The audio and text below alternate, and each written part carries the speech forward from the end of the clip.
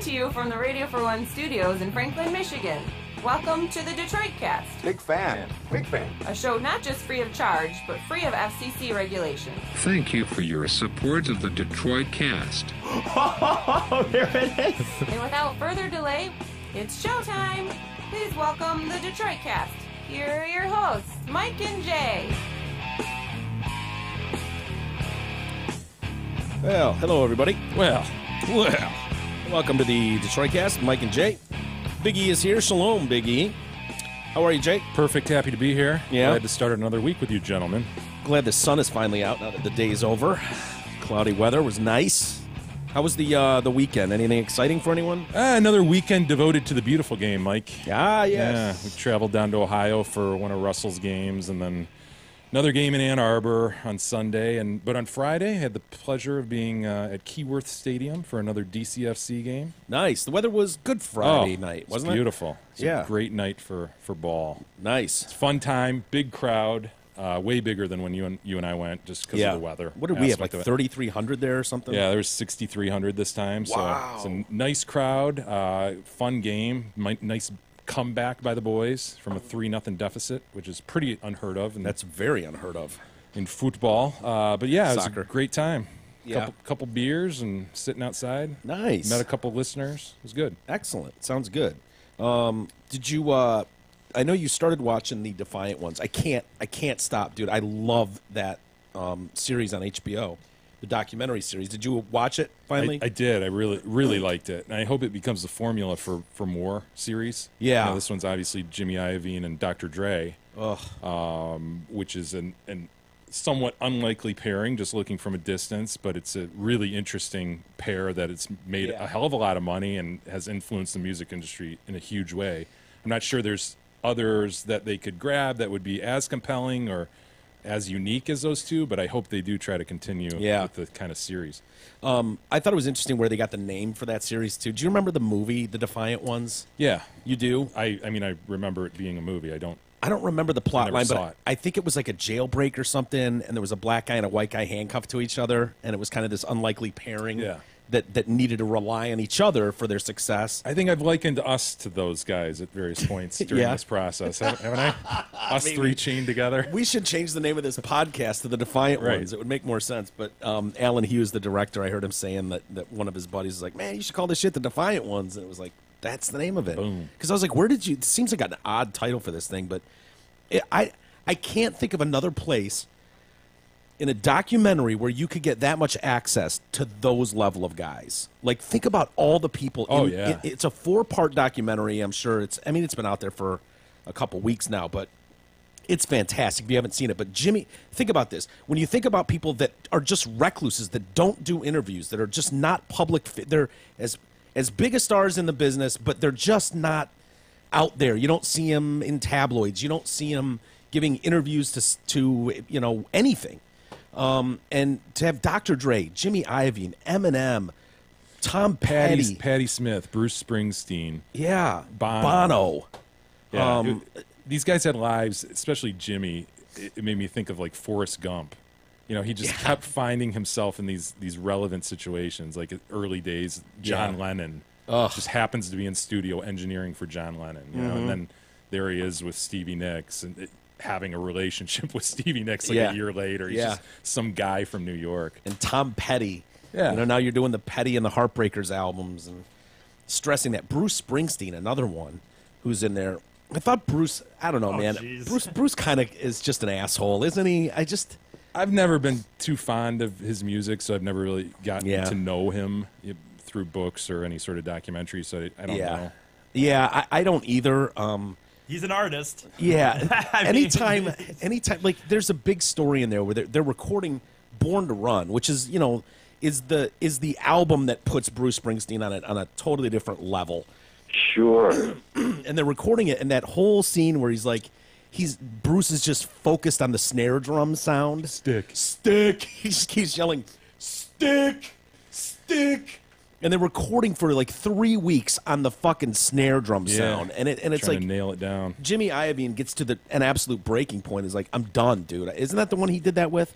Yeah, and that's, I think, what he attributes to like his work ethic, though, actually learning how to work. You know, Yeah. he said before that I was a 9-to-5 day, looking at my watch the whole time, get me the fuck out of here. Yeah. And he realized what real work was, and just, you got to forget about the clock. You just got to do the job. And make it perfect. But that, like, I imagine there's all kinds of artist men that have done that to producers or engineers, like locked them in a studio for 3 weeks and just this relentless go attitude. But when you're so micro focused on one little thing like that, I just find it hard to believe that you're not just wielding power at that point. You know what I mean? Some Like level, at least. you're kind of imprisoning all these people, and you know, when you've got producers and engineers literally falling at the board, and then it's like, hey, and you're, oh yeah, I'm here, and you're doing that for weeks on end, where Yeah. you're just complete burnout over a snare sound, and this kind of asshole is just standing back, stick, as you're standing behind them, as they're tweaking everything they can to get them, and you're just like, dude, you're just being an asshole. But it clearly now. made a huge impression on Jimmy, because throughout the documentary, whenever anything would come up like that was frustrating, he'd be like, stick. I mean, it really made an impression. Yeah. But what it did too is it made an impression on Springsteen, and then the snowball got rolling for Jimmy, because then he recommends him to Patti Smith. Tom Petty hears great things through Patti, Yeah. and so then it's just like rolling downhill, and he's just picking up stars everywhere. Yeah. What was your favorite aspect of it? Did I think you I find- liked the gangsta rap aspect, the East Coast, West Coast, all the Snoop Dogg pieces. I think that's episode 3. Is Snoop Dogg the funniest guy ever? Oh, yeah, he's dude. awesome. Everything that comes out of his mouth had me laughing, literally laughing Yeah, out he's loud. pretty It was sweet. like this. Just the way he talks is just funny. It's just funny. But yeah, that gangster rap stuff is so incredible. Yeah, I definitely liked parts 1, 2, and 3 better than 4. The final episode kind of focuses on the beats aspect of the two. Yeah, but it's which- also where the Eminem stuff is. Oh, I know. Yeah, that's which is cool. really cool. Very cool. But I was just losing steam on it a little bit. It got to be too much like, I don't know, focus on, oh, let's give all these adulations to these guys. Let's have everybody talk about how fucking great they are, and Yeah. over and over and over. And okay, I get it. I like the history of the stuff better. Yeah, the starving artist nature of it, and falling and Yeah. failing and that kind of stuff, and just keep going is crazy to me. It got exhausting to me watching how hard Jimmy Iovine works, though. Like that, Dude, it's inspiring, though, It got tiring to me. I was like, oh my god, dude, just stop, please. Like, take a week. Like Yeah. the phone, constantly the phone, and That's how, though, you hear about these guys who reach greatness and stay there. It's hard fucking work 90% of the time. You know, there are those people who fall ass backwards into it, but for sustained success, man, most of the time you hear Yeah. about these guys' backstories, and they just grinded it when it didn't make sense to grind it, and they just kept grinding. one of the guys, it might have been Will I Am, who said it. I think he was quoting Jimmy Iovine, actually, which really hit home with me. Was like, in order to be successful, ego has to be checked at the door. Like, you have to be able to go and not let fear and ego, because ego holds a lot of people back. Like, Yeah. like thinking, oh, am I good enough? Can I not do this? Am I going to embarrass myself if I do that? How am I going to come off if I ask this question? Do I even deserve to be in this meeting? Like, all those questions that hold, you know, not just artists back, but people in everyday life. Should I ask for that raise? Do I really deserve? Like, Yeah, get out of your comfort zone. get out of your comfort zone, and that's really, really hard. It's not as hard for you, but I know for me, I know for E, like, that shit's really, really hard and difficult. It was like, holy shit, Jimmy Iovine is feeling like that. Yeah. And Will I Am is feeling like that. And I think he also said, like, that was interesting to me, was they didn't like hit a level and go, all right, that's good, man, I'm sitting pretty now. They just kept, like, they didn't fear moving on from what was comfortable and Yeah. going to the next level. Yeah, this is a really good documentary. Check it out on HBO. Yeah. What was the other thing? I love the because I've always felt, and I'm sure I'm not the first to think it, but Eminem's career has always intrigued me, because when you go back to the beginning of Eminem and his start, like, it's easy to look at him now with in hindsight and go, oh my god, he's brilliant, arguably one of the best rappers ever to do it, and no one would dispute that. But when you think of it at the time, like, the only other white rapper that had some success was Vanilla Ice, and so it was just so easy to look at any white guy and just go, oh, get out of here, dude. Are you kidding me? And like it just was. It's at that place where it's not cool. Like Rico Suave's not cool. Like you wouldn't want to go. You don't want to go back and be like and defend Rico Suave. Rico. He comes up in this, man. I know. It was Interscope's first signing, right? Yeah, and they're proud of it. Yeah. Like it made a lot of money. But you wouldn't now. But if Rico Suave ended up having this brilliant career, it'd be easy to look back and go, "Oh my God, you see the brilliance." Yeah. You know, Eminem worked, and Dre. I think Dre was the key to everything. Like Dre. Well, number one, he saw it wasn't a gimmick. It wasn't a Rico Suave one-hit wonder. He was an MC. Yeah. And so, but everybody in the business, typical, you know, like not recognizing something. They're like running with the flavor of the day. That's what a lot of those executives do. They don't recognize talent. You know, if it bites them in the ass, they wait for something to blow up and then they reap the rewards. But Dre recognized it with M right away and was just like, dude, when you see genius in front of you, like you just know it. And I knew it. And Dre's coming off a couple bombs of albums himself, so the label wants to get rid of him. But he's got street cred. He's Dr. fucking Dre. He's responsible for those beats, NWA, all that stuff, the Chronic, everything. But nobody wants to touch Eminem, and he's like, "Fuck it, man! I'm going all in on Eminem. I'm putting all my reputation and everything I've got on this fucking white rapper out of Detroit." It's like I just believe this is where I'm supposed to be, and my thought is Eminem doesn't get the chance with the audience without Dre behind him. Like Dre gave him instant credibility in that whole fucking inner city rap community that, you know, until white America caught up with it. But yeah, I'd love a deep dive documentary on that, just that, you know, the Eminem Dre thing. Yeah. And I don't know, I'd love to talk to the director from that thing, but you started to go down that road, the whole gangsta rap shit and the Source Awards. Oh my God. Dude. It's like when we talked to Ben Westhoff about Original Gangsters, his book. Yeah. It struck me like this would be the equivalent of having like Led Zeppelin and the Stones back in the day feuding such that they were beating each other up and shooting each other. It's so absurd. These are like geniuses in their craft. Yeah, yeah. And yet they have this edge that they have to keep. Yeah. And it's all, I guess, part and parcel. You can't have one without the other. It really is a strange, like, you need, like, respect is so important, and you need street cred. Street cred is huge. It's talked about all the time. So what gives you more cred than going with actual Crips and Bloods to an event, or actually guys that just got out of the joint? Yeah. And so you put them all in a place. Well, some of the artists were just in the joint. I mean, look at Tupac. Look at Snoop. Snoop was on murder charges, man.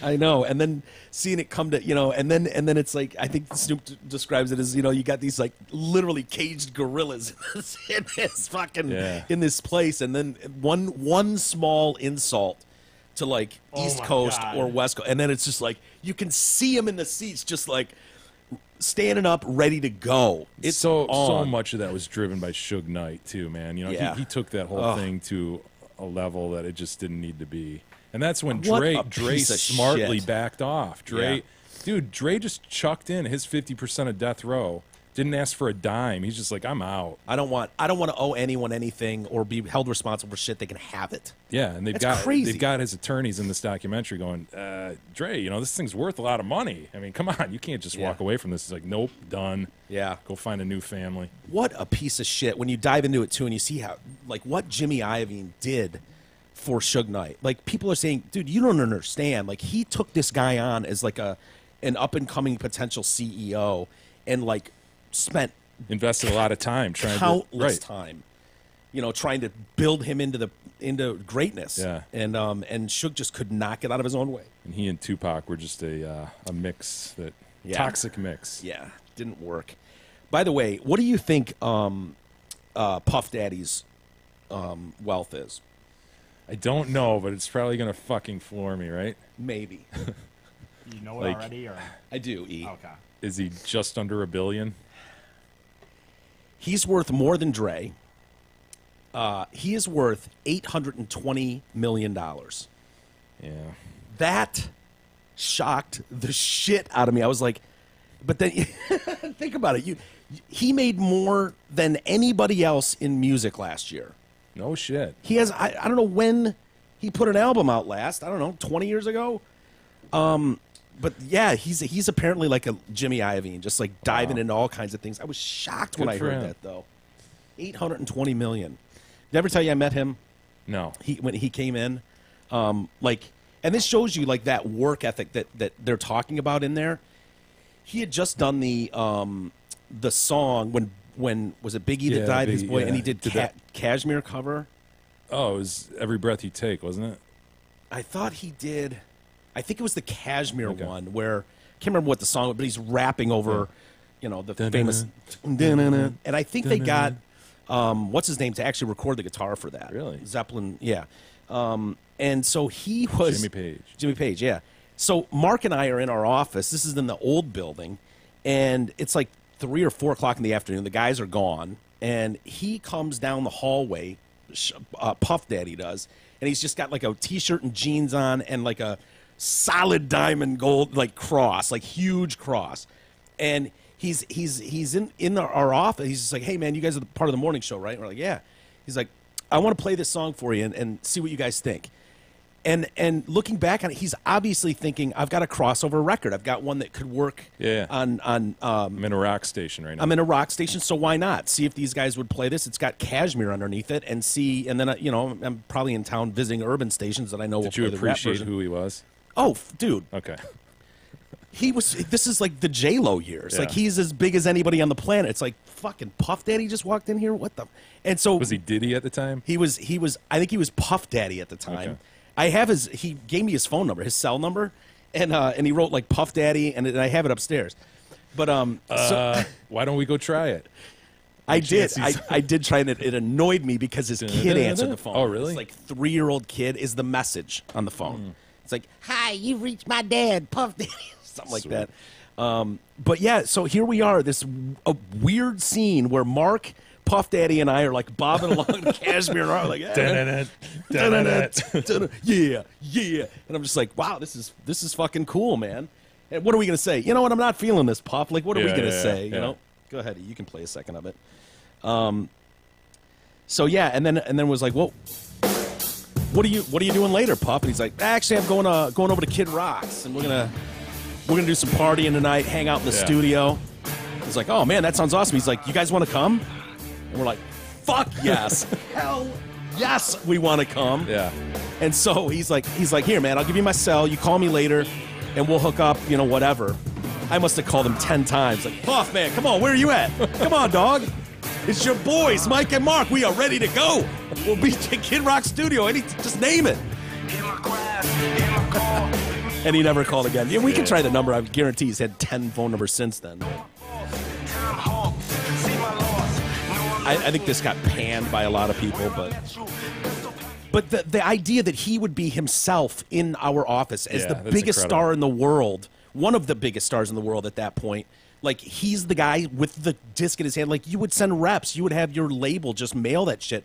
Like he knew his presence there alone would turn heads, and so here he is. And I give a lot of credit to those guys who were willing to cross over like that and have that vision and not be like so ego driven. Be like, no, this is our music in this little silo. That's theirs and there. I mean, yeah. He and Iovine were two that had big time vision in that regard. Yeah, to start mixing people. Gwen Stefani and Pharrell. Pharrell, yeah, all that shit. Yeah, it's crazy. If you haven't seen the documentary, again, it's called the Defiant Ones. You can stream the whole thing on HBO Go or just go to HBO in general. It's playing like crazy, and it's gotten rave reviews. I went on record on Twitter saying it's the greatest music documentary I've ever seen.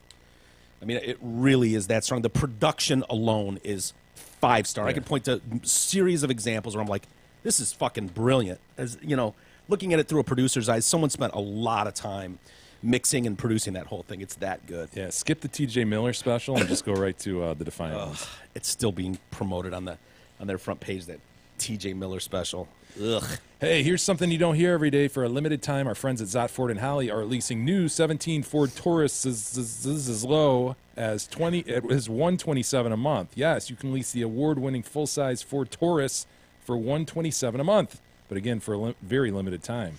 Surf their vivacious deals and massive inventory at dealsinthed.com. Jay, are you getting more and more excited as the days go on for the Star Wars movie? Of course. What is it? The Last Jedi? The Final Jedi? I think it's The Last Jedi. Yeah. The Last Jedi. Disney had their D23 event over the weekend. Uh-huh. I don't know if you're familiar with that, but I am. You are. It's their annual expo, and they revealed 3 new posters for Star Wars The Last Jedi. The one featuring, of course, Carrie Fisher. Yeah, I saw See her that. there. The others look the same, but they've got, who was it? That Boyega?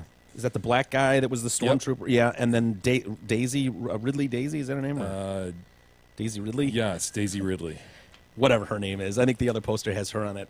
A lot of people were pissed off that there was no mention, though, I guess, of the Han Solo thing.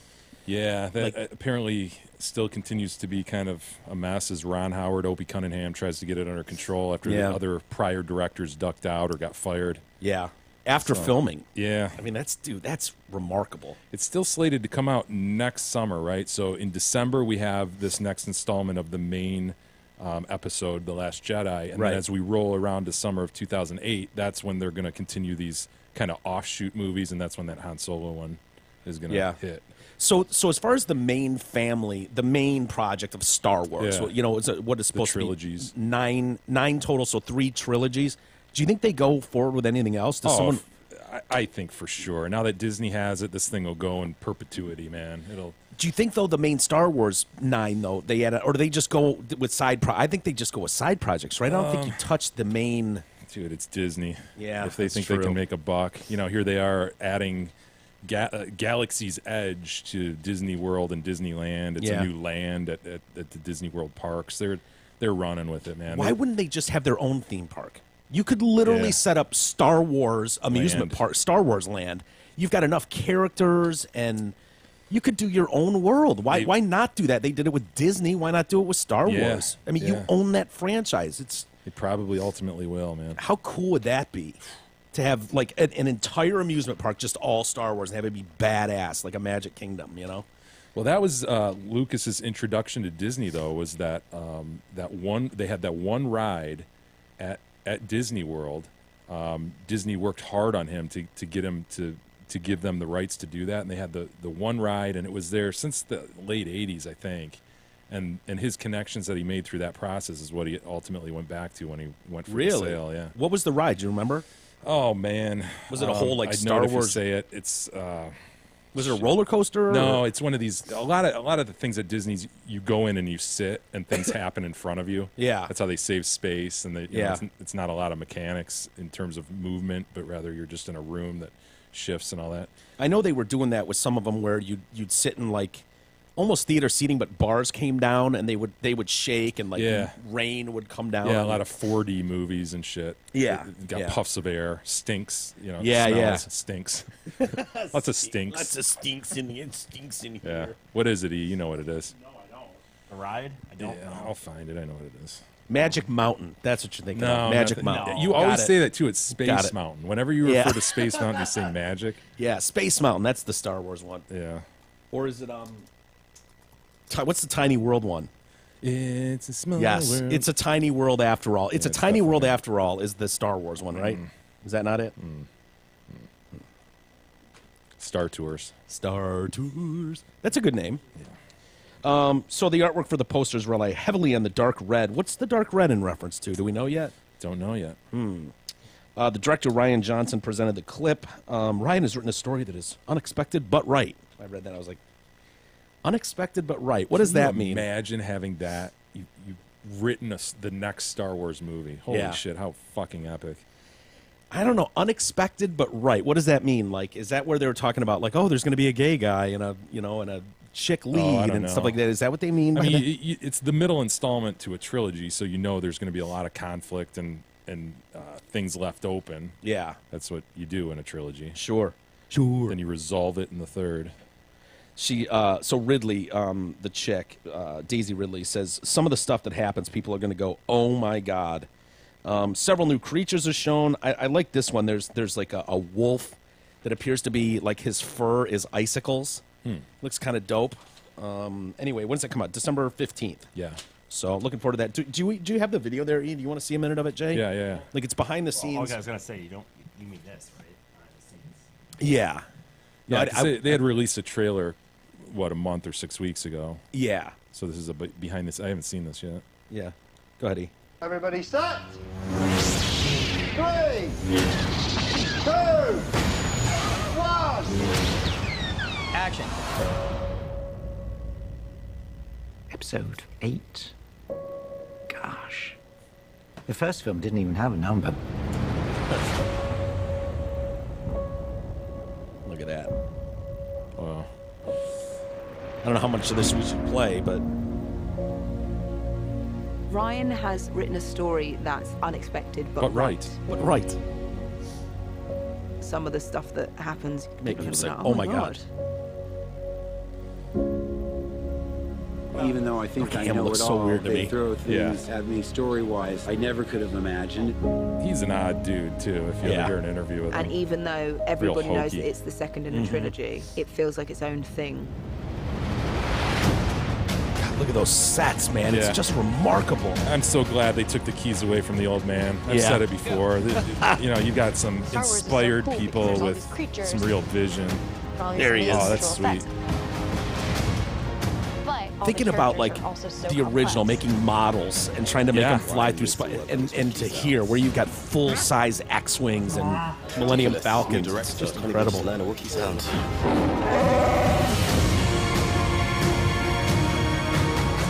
It feels like the Look at that. storylines That chick's becoming more Captain established. Phasma, is Yeah. that? We're really getting to know these new characters.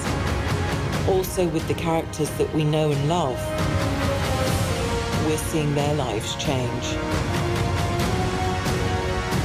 Everything is being shifted in an opposite way to what the audience expected after Funny to 7. hear him with his English accent. Right? I It's know. made Star Wars fresh and new. Goosebumps, honestly, looking at this.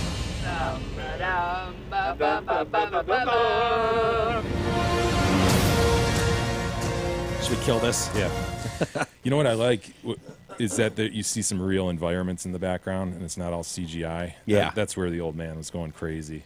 Yep, I Yeah. agree. That's where he lost it and lost me. Yeah.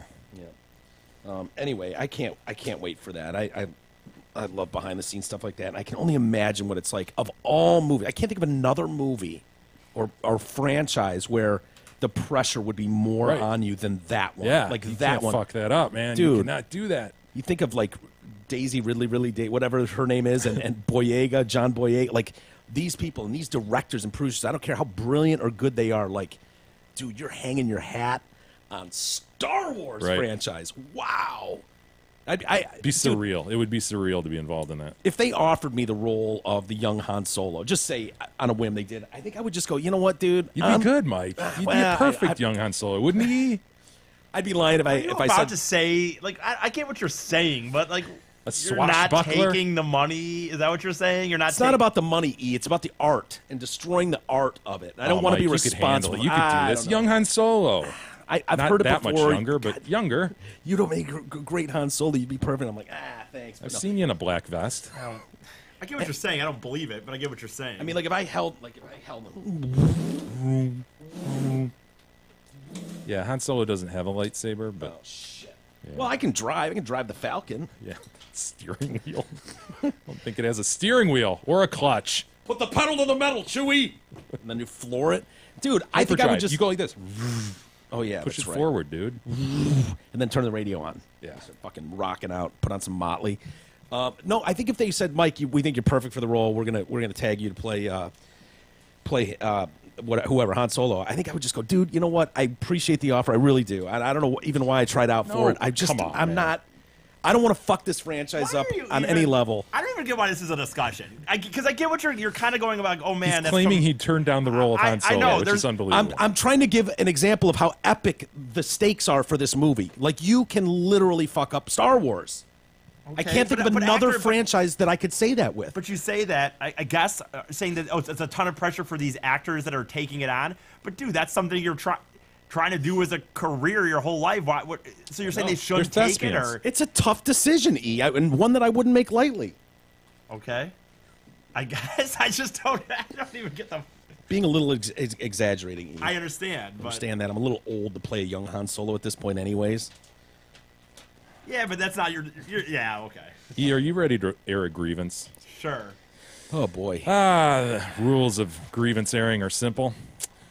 We will all air grievances, each one of us, each one of the three, right? I don't. You don't have one today? Maybe. I experienced something at a zoo this weekend, the Okay. Toledo Zoo, hashtag Toledo Zoo, All right. that inspired me to grieve today. Okay. But we'll start with Isis, The rules are simple. You have 30 seconds to air your grievance. Once it's aired, the remaining members of the Detroit cast will then vote on the grievance, whether it's bona fide. That's what you hope to get. Yeah. But you might also get, you're just being a pussy, or old man. Fucking old man.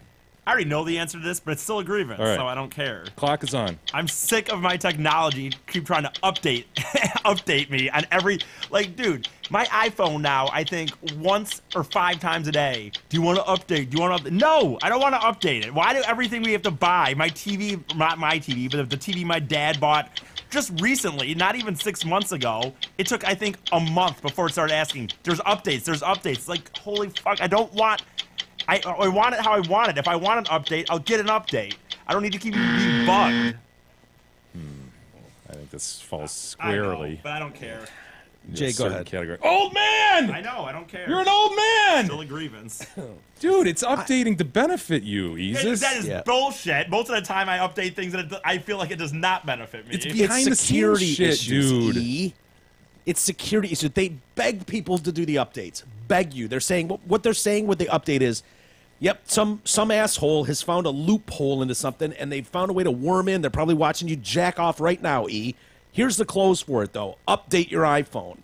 I will not. And then you're going, well, there's no new games on my app store for this update. This is bullshit.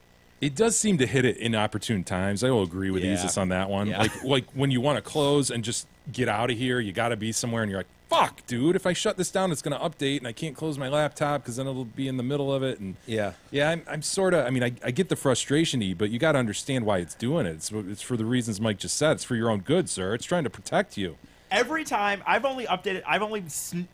only time I've updated my iPhones are the times when it was like I very quickly was trying to hit no and somehow hit yes, and all of a sudden it updated it. Fuck! And I've never liked it. I've never liked the update more than what I got. All of a sudden the screen was all different. Yeah. I'm going to have to declare you a pussy and an old man, E. I'm sorry for that. For that addition, right? Yeah. He walked right it didn't into help. pussy. It didn't help. Pussy and an old man. I don't like how long those updates take. Dude, sometimes it's like, amazing. Especially the iPhone, iPad ones. I've got one that's been sitting there for a couple weeks because it's like, I got to set aside 20 minutes to... I could just do it at bedtime, but no, I don't. Well, I think they ask you, don't they? Like, if they want to do it at Sure. night, and you're like, no. I keep hitting, remind me later, remind me later, because I'm always in the middle of something. Remind me later, Totally. remind me later. And ironically, when it is it's usually a security issue, right? They're updating shit in the background. Ironically, I'm always suspicious. Like, if I hit this, is this like some kind of virus? I know not on Apple, but like on my laptop, she'll pop up, and I'm like, Something's starting to pop up on my laptop now about something like that wasn't there a few weeks ago, and now every once in a while when I turn it on, I have to hit remind me later because I just don't want to do it. Don't you dare bother Aaron with this issue, E.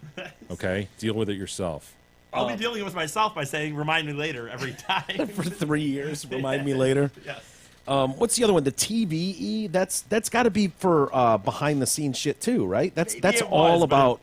Maybe it is. I wonder if part of the TV isn't just like as a sort of promotional thing, like trying to trump itself up to something maybe that it's not. Like, oh, every now and then it's programmed to just go, oh, it needs to update. You know, and then you feel like, wow, I've really bought a product here. This is amazing. This Sony. I mean, look at them. I bought it 2 years ago, and it's updating itself. This is an amazing machine. Are you thinking it's just pomp and circumstance to It make might you be. proud? More circumstance than pomp, but yes. Yeah. I think I know my TV doesn't update, but I know my PlayStation 4 does, and that's awesome because when it does that, it's providing the software updates to like this is a good thing. Shit. I know. Dude, the old days you would have to be like, go buy some hardware somewhere.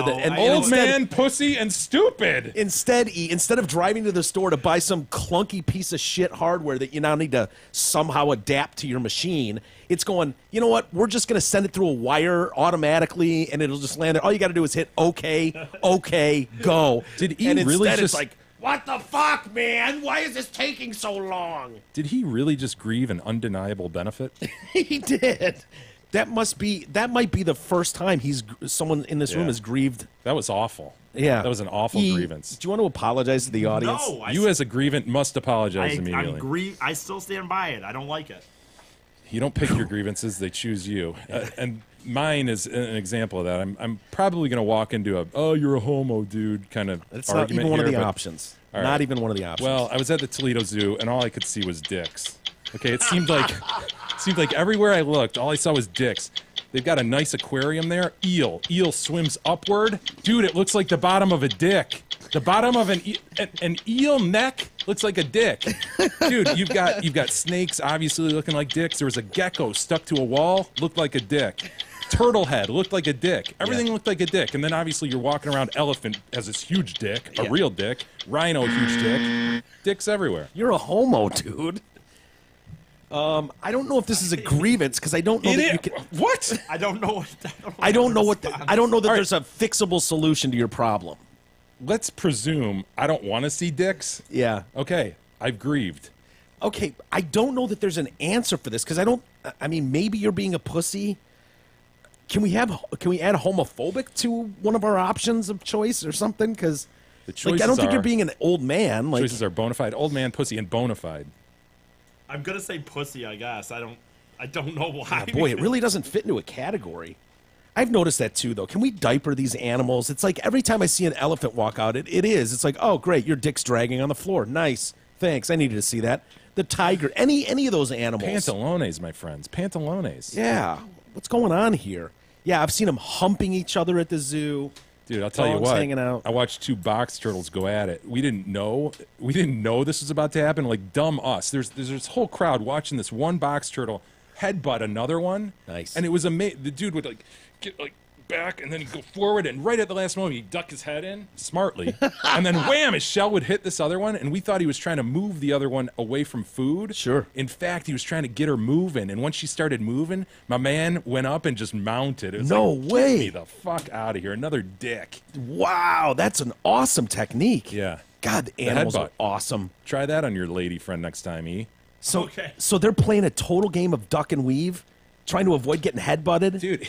Well, the thing is, there's no rape in the animal culture. Like they can just. Do I know, what it's if brilliant. guys want sex. If the animal, if guys in the nature want Yeah. sex, they just get it. And Hell chicks in yeah. nature rarely look like they're enjoying it. It always looks pretty arduous, Yeah. doesn't it? Yes. The problem is they don't enjoy sex like you do. It's not Right. like the monkey's like, yeah, and like I think it's just purely Oh, it's dolphins. I've heard nature, that dolphins you know. and humans are the only dolphins and humans. I've heard that too. that are the only ones who enjoy do it for pleasure. Why aren't dolphins jacking off? Why don't we have any video of them just like in a corner somewhere jacking off? I mean, Yeah. if They they don't- if they they don't actually have get hands. oh yeah. I mean, they could rub, I suppose. Yeah. I don't know what to give your grievance, dude. Bona I'm going to fide. go bona fide Yeah. just because I don't Who wants think to look at a bunch of dicks all I don't day? think it fits in another category. Dude, Google eel neck. I mean, it was remarkable. This thing like went up, and it looked like the bottom of Like, what do you mean the bottom of Looks it? like- Like a like cut? a Like is cut it head, clipped? yeah. Clipped? like a clipped cut head, man. And so his actual head, where his eyes are, shaped the helmet. So he's looking up, and you're seeing the bottom of that neck, and it looked like the bottom of like you're looking underneath a dick. Really? So it he's was got a nice remarkable. chiseled chin. Then he's Like got to. Gab and I are standing there, and we're with the kids, and I just hear her go, and I never followed up with her, but I know that's what she was thinking. Yeah. She's thinking, that's the bottom of the dick. She's like, I've seen that before. In fact, like an hour ago in the closet. Did you have one, E? What is he Googling? Eel neck? I mean, these are eels. Eel neck looks like Image. dick. Hey, while you do that, got to tell you about the Hamlin Pub. They have 5 locations. Clarkston. Disgusting animals. What do you say? He said, I don't think eels have necks. They're just one big neck. God, these are. I don't like looking at eels. Oh, Yeah, he doesn't eels like are gross. snakes. You can look at these, and if one of them looks good enough for you, Yeah, you gotta make Oh, one of them E. look up. E, Because I'm telling you, dude. I don't even like looking. E, at these it's things. too bad. You're going to get over your fear today. No, I'm not. Yes, you are. Look at that little wee poops with the big blue eyes. He's a cute. He's a cute. I'll scroll down, and you guys can. All right, the one on the far left, like that sort of gives you an idea. Go down one E. Yeah, I mean that sort of gives you idea of the neck. Like if you can picture him looking up, it is remarkably like a panoose. But that's what hit me was I'm looking at dicks all day, and Well, you went to a place where there's animals on I display, know. naked animals. well, it's not just the nude animal as I related. It's that everything looks like a fucking dick at a zoo to me. Yeah. A great zoo, by the way. If I can give a little plug to Toledo Zoo. I've heard that. Dude, it used to be that you could use your Detroit Zoo membership and get in free at Toledo. It was Yes. free. It's not They free were anymore. linked. It's 50% off, but still worth it, man. Head down there. How does it compare to Detroit Zoo? Way better. Really? Yes. Detroit Zoo is a good zoo. It's getting better all the time. You think Toledo's better? All the time. But Toledo... I haven't been to Toledo, The cool thing is it's compact, so you don't have to go, all right, I'm looking at a fucking dromedary here, and I'm going to go down to that other exhibit 300 yards down. Oh, like at the walk Detroit past all Zoo. the fountains and stuff. And then, oh, wow, it's a capybara, a fucking South American rodent. Great, I'm glad I walked that 300 yards. You know what I mean? Yeah. Like Toledo, you just go one to the next, to the next, to the next. Or it's like what you would picture in like a downtown zoo or something. Really? Yeah. Huh. See if you can find eel looks like dong. Eel looks like cock. E cannot There's stand gotta snakes. Someone has seen that as well and taken a picture of it. You just know I they have. reckon. Oh, I got to finish my Hamlin Pub read. Sure.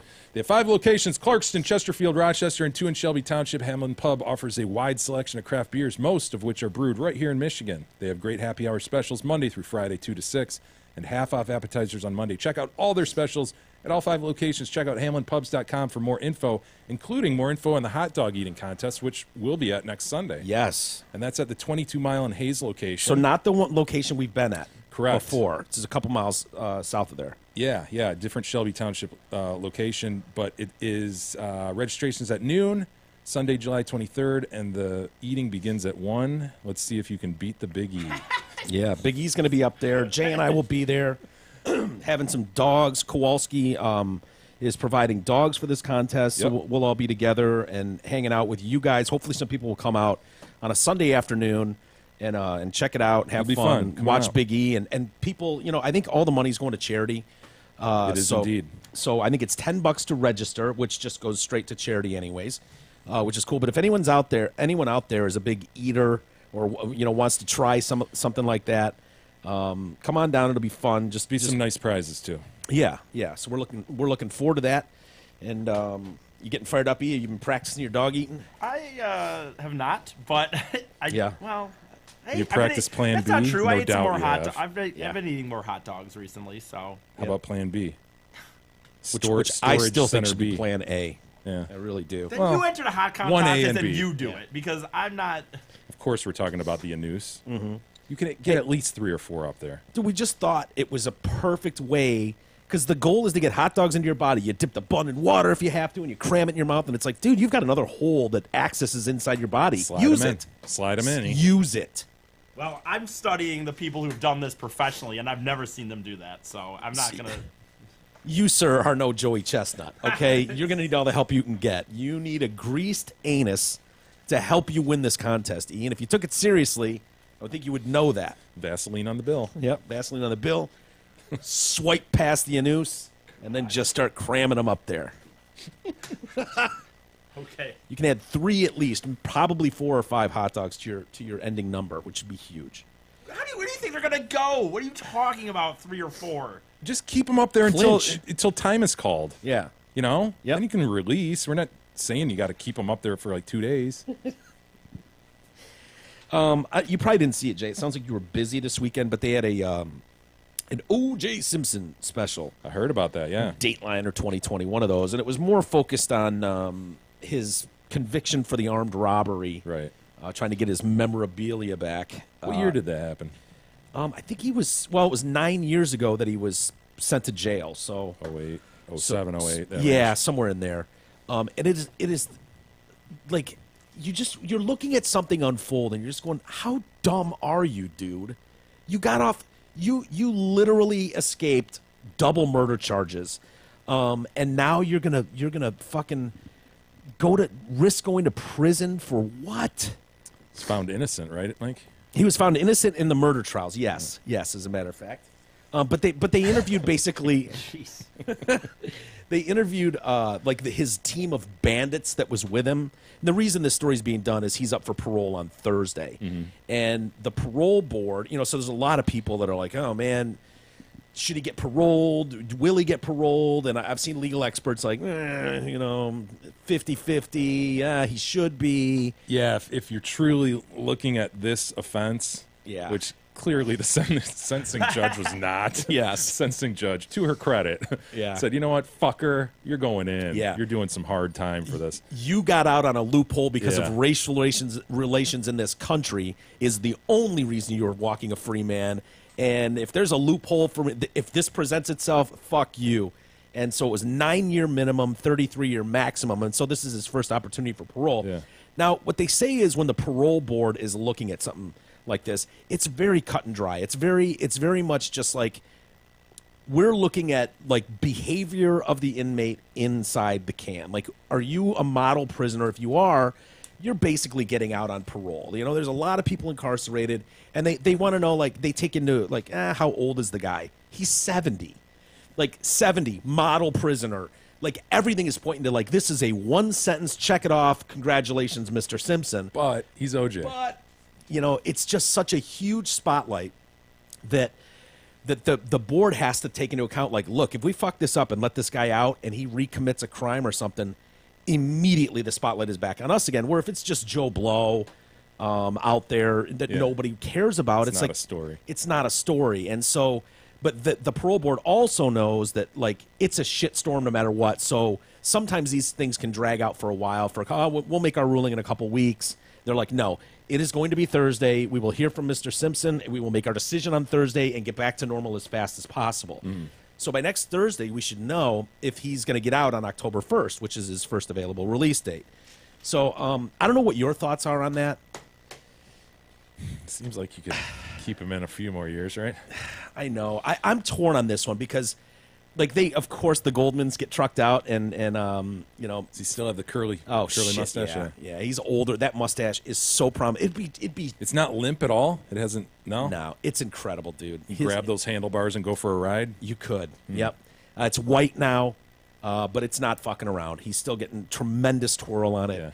Yeah. Kim is, and they are relentless. They have not, like, you would think over all these 25 years or whatever it's been since those murders that they would be like, you know, we spent time at our church and we've learned to forgive and you know, but it's like, no, I want that motherfucker to burn in hell for what he did. Like, Fred is adamant. Yeah. This dude should rot in hell. That's all I want for this guy. Fuck him. And he's like, I'm gonna be on his doorstep every waking moment if he gets out, going after every penny he fucking earned. Like, that's great. You know, like, I love that Fred is doing that personally, but God, Fred, you got to move on. You know, I hope personally those two have been able to make peace. Yeah, somehow. Not forgive the guy necessarily, but it was not be tormented by it every single day. It was such a wrong, though, in the history of these courts. It just was. Yeah. And so, you know, but anyway, they're interviewing all these guys that were with OJ, and OJ's like in Vegas, and he gets a tip that someone's there with his memorabilia. And one of the things... Whoa, I thought you said he was still coming strong with the handlebar. That is clearly not what he used to have. Well, it's a little trimmed up there, but... I mean, he's still looking a bit like Dastardly Dan, but come on, man. That's nothing. That's nothing. It's an upturn. It's an upturn. It's an upturn. But it's he's not a getting older. handlebar. Oh, Mike, I was sold a bill of goods. What, let me see how they were back in the day. Like, Did he run out of wax? Did he run out of wax? Maybe. Well, he's definitely kept a wax company in business all these years. See if you can find an old one. Yeah.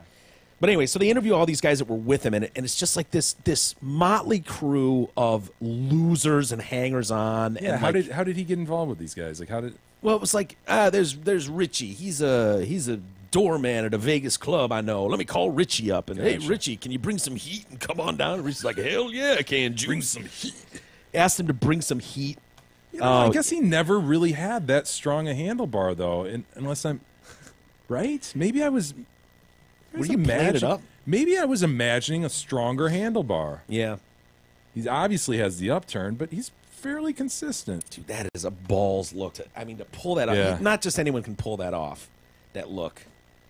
And so they're talking to these guys, and they feel bad, but, you know, how dumb do you have to, like, everybody, right? Even 1-year-olds know that every casino in the world is cameraed to the gills. Yeah. It just is. And so Juice gets a tip that his memorabilia is going to be sold here. And so what happened when the judgment came down, when he lost the civil suit, and the judge said, okay, you're liable for these deaths. You owe the Goldman family $33.5 million. They liquidated a ton of his stuff. And so the night before the cops showed up at Juice's house to take all this stuff, Juice went out golfing, you know, plausible deniability and shit. And his family came over and just trucked out tons of shit. Just like got everything out of the house that they could. You know, lamps and shit and rugs. But what was left was a lot of his sports memorabilia, you know, autographed footballs, those footballs they give you when you have a great game and rushing. Yeah. And like personal shit, really personal OJ That's memorabilia. such bullshit. You know, he wants the criminal verdict to be respected as justice, but he can't respect the civil judgment against him. You know, you can't just go, well, okay, you know, I've got this judgment against me and I got to pay up, I guess. Yeah. No, he's going to have his family come in and hide all his shit. Yep. What a piece of crap. I know. And so they do, and so this stuff was really personal to OJ. It was like, whatever, you take my lamp and shit, whatever. But this stuff was gone, and this guy had it, and so Juice is like, that's my shit. That's why he was like, I was going to get my stolen goods. And so they set up a fake meeting from a potential buyer, and then he's got like 6 guys, and here's Juice like walking through the casino with these guys. It's like this just tragic, obviously not going to work thing. And, you know, and they go up to the hotel room, and one guy's recording it all, of course, because nobody trusts anyone, and it's just like, yeah, motherfucker, you want to die? And someone's showing a gun. And so then they leave with all their stuff, and they're high-fiving, and the guy just walks downstairs. He's like, yeah, I was just, like, robbed at gunpoint by O.J. Simpson. They're like, all right, crazy man, you come with us. He's like, no, seriously, man. I was robbed by O.J. Simpson. So anyway, you know, it's just like, and, you know, to get the book thrown at him for that. But, you know, the more I thought about it this weekend after that thing aired, I went and downloaded the PDF for the book that Juice wrote. Yeah. The If I Did It. A curious book indeed. Dude, it is. And I don't know why a guy like this would write this. What is the incentive for him to write this book? If I Did It, like, they can't try him again, you know, double jeopardy. So he could literally come out and admit that he killed those people, and it wouldn't matter, you know. Yeah. But I started reading it. It was fascinating read. Like, OJ was losing his mind at Nicole. They tried to get back together. It wasn't working. And so like 5 weeks prior to the murder, they ended it for good. And Juice is just stewing. And this particular day of the murders, he can't stop thinking about it. He can't stop thinking about her at the recital and what she was wearing and where were they going to dinner and who were they meeting. And so like leading up to that, he's like in his own head. And he's like, I got to stop thinking about her. I got to stop thinking about, fuck her. I hear all these rumors that she's doing drugs with Faye Resnick and partying and getting kinky. And it's just eating away at him. He's like, oh, I'm going to go chip some golf balls on the front lawn into my neighbor's yard. Remember that story? Yeah. That was, it was like golf was the only thing that would clear my mind. Like I could concentrate on golf and not, even during chipping balls, Nicole.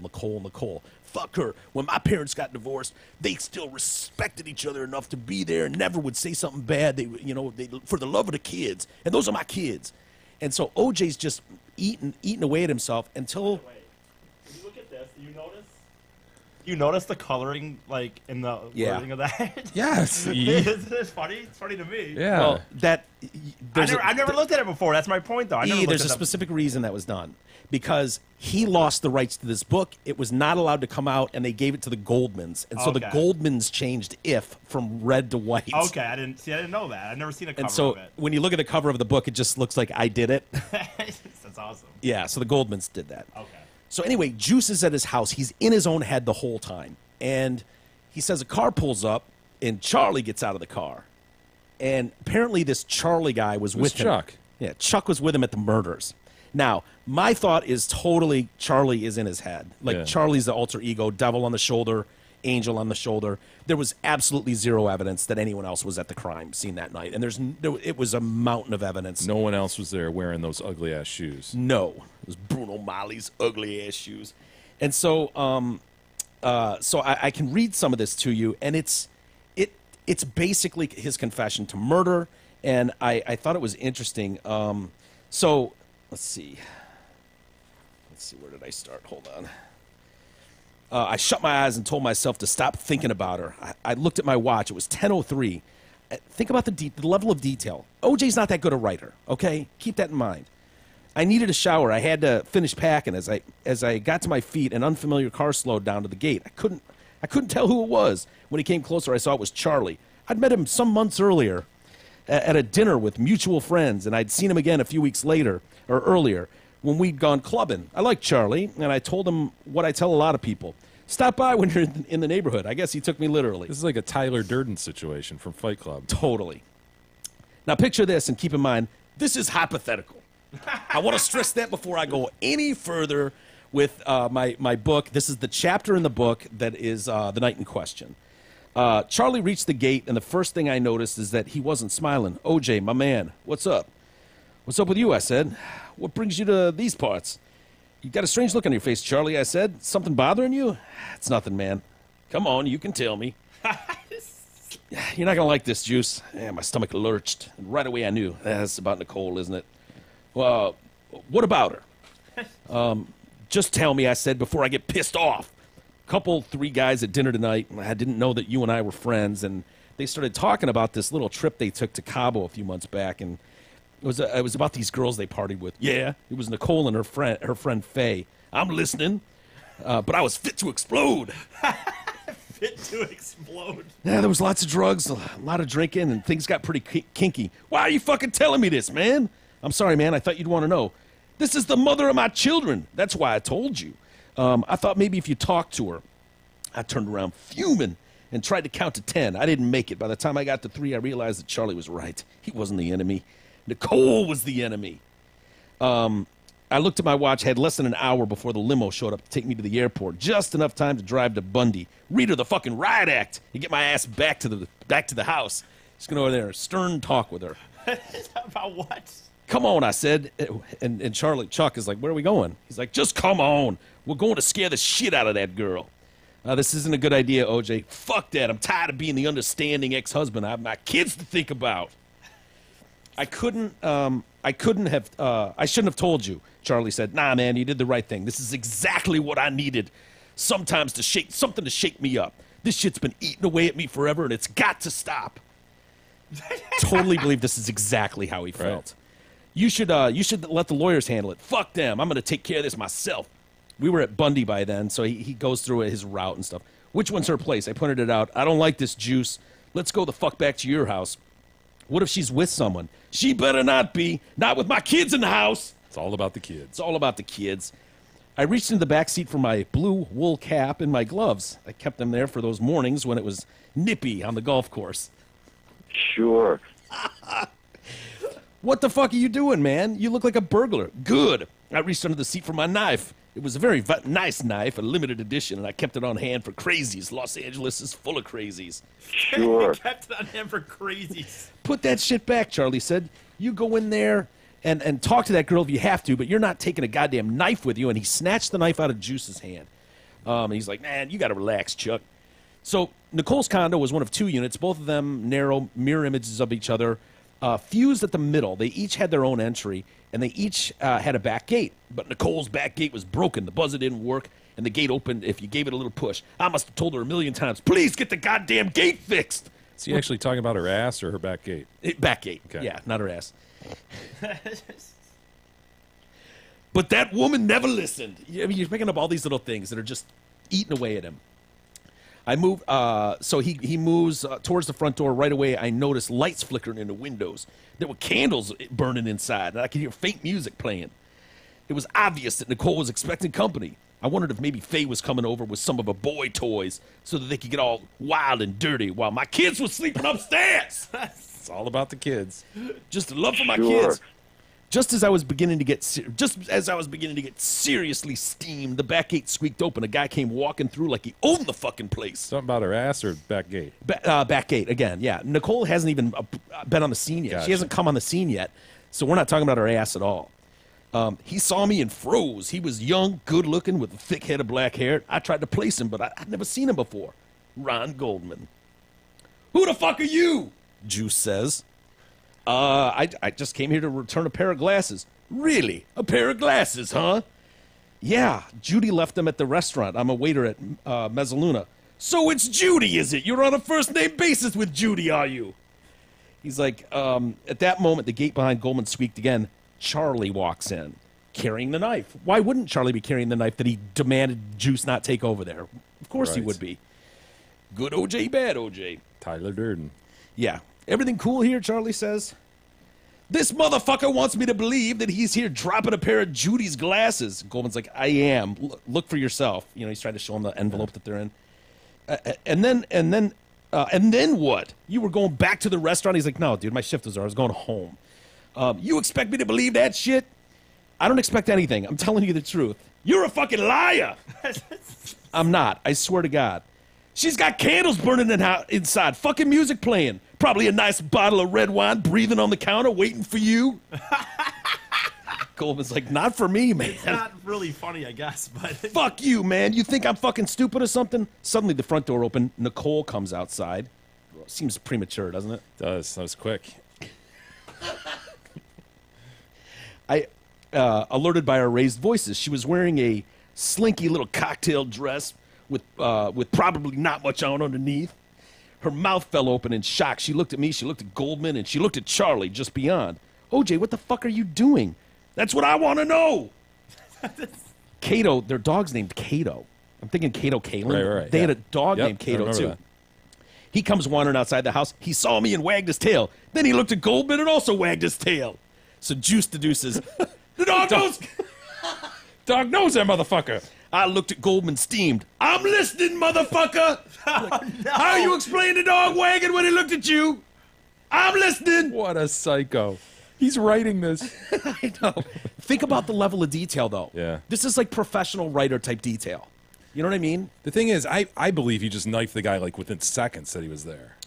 You know, it seems kind of odd that Nicole actually came upon. I think Nicole came upon that scene as Goldman was being knifed and done with. You think and so? And then he just turned to her. Not according to OJ. Yeah. OJ's telling you what happened here. Surprising, man, because you'd think there'd be more screaming or something. Or... Yeah. So he said, I'm listening, motherfucker.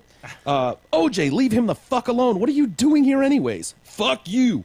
Hey, man, Goldman said, that's not necessary. Goldman, you know what? Let's not. The Juice is in no mood. Yeah. You know, no time for a moral stand-up moment here. So that's not necessary. I asked you a question, motherfucker. What are you doing here? You delivering drugs? I hear half of you assholes is dealing drugs on the side. Waiters. Just some guy. Poor Goldman. Nicole came at me swinging. Get the fuck out of here. This is my house and I can do what I want. Not in front of my kids, you can't. Again, it's all about the kids. Fuck you. No, fuck you. I gave you everything you could ask for and you fucked it all up. She came at me like a banshee, all arms and legs flailing. I ducked and she lost her balance and fell against the stoop. She fell hard on her right side. I There you go. hear the back of her head hitting the ground. You know, and then her head almost came off. I'm thinking weird. like head then popped off and shit. Looked like a damn blade cut it off. No, I'm thinking she came at him and he just fucking cracked her in the face. Like this idea that she came flailing at me and then all of a sudden she tripped or something and fell over and smashed her face on the ground. Like that, I don't know. He's in a rage at this point. So I could hear the back of her head hitting the ground. Jesus Christ, OJ, let's get the fuck out of here, Charlie said. I looked over at Goldman and I was fuming. I guess he thought I was going to hit him because he got into this little karate stance. What the fuck is that? You think you can take me with your karate bullshit? He started bobbing and weaving. And if I hadn't been... I was picturing the crane. Oh, no? Probably. Dude. He was probably in the crane. That's what he noticed at first. Yeah. And then he got down and started bobbing and weaving. Started wax on, wax off, right? Yes. It's not a bad move. A little paint the fence. He says, if I hadn't been so fucking angry, I would have laughed in his face. OJ, come on. It was Charlie again. Nicole moaned, regaining consciousness. She stirred on the ground and opened her eyes and looked at me, but it didn't seem like anything was registering. Yeah, well, with her head popped off and shit. I don't think her head was popped off yet. I think it just smacked onto a rock. Yeah, she's unconscious and coming to, you know, which is incredible. Charlie walked over. We are fucking done here, man. Let's go. I noticed the knife in Charlie's hand, and in one deft move, I removed my right glove and snatched it up. We ain't going anywhere, I said, turning to face Goldman. Goldman was still circling me, bobbing and weaving. He was ready to sand the floor, wasn't he? He was, yeah. He was fully in. You think you're tough, motherfucker? Okay, motherfucker. Show me how tough you are. He says, then something went horribly wrong, and I know what happened, but I can't tell you exactly how. I was still standing in Nicole's courtyard, but I couldn't remember how I'd gotten there, when I'd arrived, or even why I was there. Then it came back to me very slowly. Dude, this detail is unbelievable. The recital, I was thinking about the recital with little Sydney up on stage, dancing her little heart out. Got to put that in there. Me chipping balls into the neighbor's yard. Paula angry. Charlie stopping by the house to tell me some more ugly shit about Nicole's behavior. And now I was standing in Nicole's courtyard in the dark listening to this loud, accelerated beating of my own heart. I put my left hand to my heart, and my shirt felt strangely wet. For several moments, I couldn't get my mind around what I was seeing. The whole front of me was covered in blood, but it didn't compute. Is this really blood? And whose blood is it? Is it mine? Am I hurt? I was more confused than ever. Then I remembered that Goldman guy coming through the back gate. So it's all coming back to him. Like, it's just replaying his mind. Like, he went into a blackout rage, right? And then I looked, and he brought gloves or he was bringing glasses back to Nicole's door. Nicole, Jesus. I looked down and saw her on the ground in front of me, curled up in a fetal position at the base of the stairs, not moving. Goldman was only a few feet away, slumped against the bars of the fence. He wasn't moving either. Both he and Nicole were lying in giant pools of blood. None of this computed. What the fuck happened here? Who had done this and why? Where the fuck was I when this shit went down? Where was I?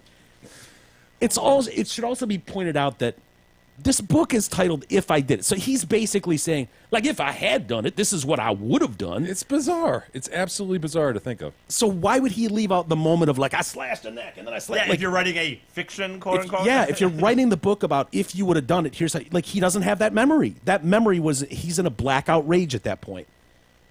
I again looked down at myself at my blood-soaked clothes and noticed the knife in my hand. The knife was covered in blood, as were my hand... as were my hand and wrist and half of my right forearm. That didn't compute either. I wondered how I'd gotten blood all over my knife. And again, I asked myself, whose blood it might be, when suddenly it all made perfect sense. This is just a bad dream. Then I heard a sound behind me and turned startled. Charlie was standing in the shadows a few feet away. He was looking beyond me at the bodies. Charlie, what the fuck happened here? Are you listening to me? I asked you, what happened here? Jesus Christ, OJ, what have you done? Me? What the hell is he talking about? I hadn't done anything. I jumped at a sound behind me, a high-pitched, almost human wail. It was Cato the dog circling Nicole's body. Almost a plaintive wail. Yeah. That was the quote. Really? Yeah, you don't remember that testimony? Famously, it was a plaintive wail. Plaintive wail. Was that what was said in testimony? Yeah. I don't remember that. Some neighbor. Yeah. It was the dog, and the dog's leaving paw prints in the wet blood. He lifted his snout and let out another wail. It sent chills up and down my spine. Let's get the fuck out of here. I hurried toward the rear gate, but I stopped myself before I crossed into the alley. Charlie bumped into me and jumped back. What? I didn't answer. I was thinking about the shape I was in. I was thinking of all the blood, my shirt and pants sticking to my skin. Even my shoes were covered in blood. I turned and looked behind me beyond Charlie, and I saw a track of bloody telltale prints. I've got to get rid of these fucking clothes. I kicked off my shoes and began to strip. I took off my pants, shirt, dropped the knife and shoes into the center of a pile of clothes and wrapped the whole thing up in a tight bundle. I left my socks on, though. I don't know why, but I didn't see any blood on them, so I had no reason to remove them. Anyway, he goes on and on. This is the most bizarre exercise ever for him to have written this. Isn't it crazy? I had forgotten until you brought this up today. Like, yeah, that is fucking nuts. That's, like, I don't know why you would do, and he goes on to talk about the ride back to the place with Charlie. Let's drop that everywhere. The ride back to the place with Charlie, and, like, he tells Charlie to just, like, you know, because he's got to dodge and weave because of the limos out there, and he can't let the limo see him. He's got to convince the limo guy that he overslept upstairs. And so he gives Charlie instructions of, like, get rid of this bag. I don't care what you do with it. Just make sure it disappears. And is Charlie Robert Kardashian now? Yeah, exactly, right? What was it, the famous black bag or something? Yeah. I think actually they think OJ ditched the bloody clothes at the airport. He took them with him. Yeah. But Robert, I think, ditched some other stuff that was in the golf bag.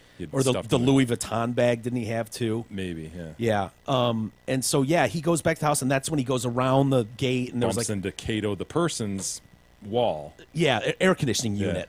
And smacks it really hard. He talks about that and how, you know, I almost fell down. And then he goes in, sneaks inside, and jumps in the shower and gets cleaned up. And Cato then comes in and is like, dude, did you hear that? What the fuck was that?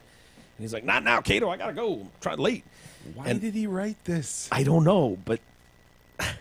Get it off his chest? Dude, they were planning, until this got banned, and I think they may have filmed this, a 2-part Fox special where he tells that whole story of that night in an interview. Imagine watching that. OJ, in his own words, talking about that night.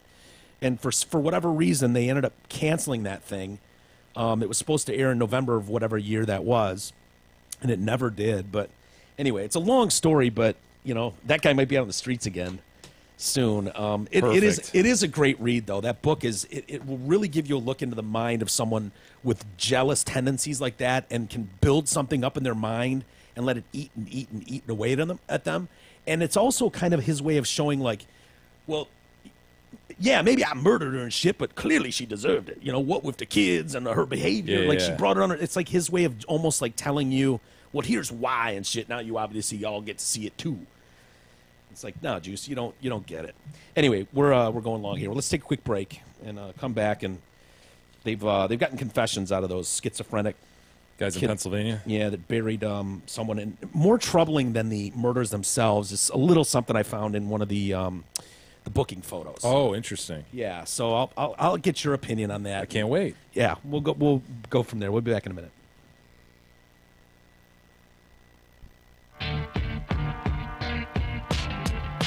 The Detroit Cast continues after this short break.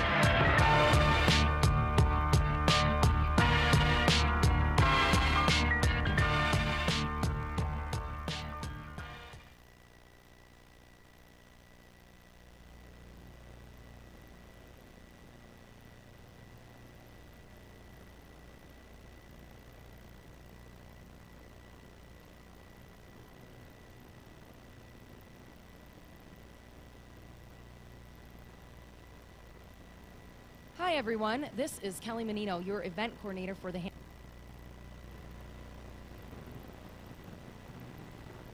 Hi everyone, this is Kelly Menino, your event coordinator for the Hamlin Pubs. Did you know that Hamlin Pubs offer 2 private rooms at each location, both located in Shelby Township? We specialize in all kinds of events, from bridal and baby showers, dinner rehearsals, to corporate luncheons and wedding receptions. My team is committed to making your occasion your most memorable event. Give me a call today so that we can plan your next event. Call me at 586-596-1425 or visit our website at hamlinpubs.com.